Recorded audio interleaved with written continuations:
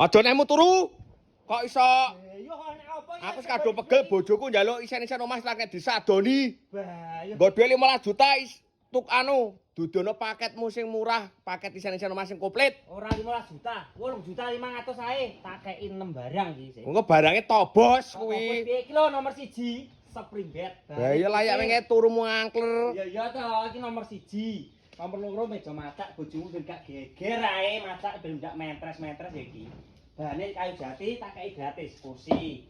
Nomor loro iki gawe anakmu, ya toh. Nomor 3 iki gawe bojomu. Iki padha berarti iki hitunge. Kembar ibu dan anak. Oh iya, lah sing liyane. Ya nomor 5 iki enek iki. Nomor 5 iki oleh iki. Iki jenenge rak piring iki. Tak kira box salon mingke. Box salon piye rak piring? Segone ning kene, njupuk piringe ning kene iki, Mas.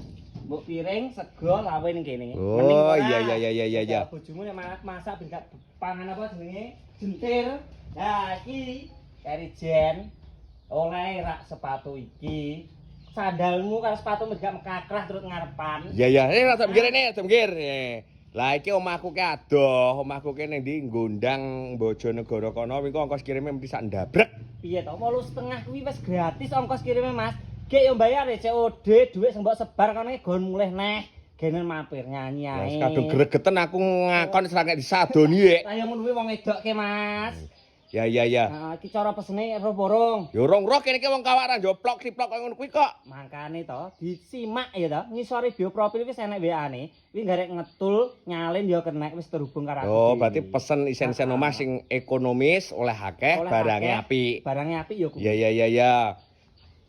Lho mbokmu ki sing mbok karepne ki.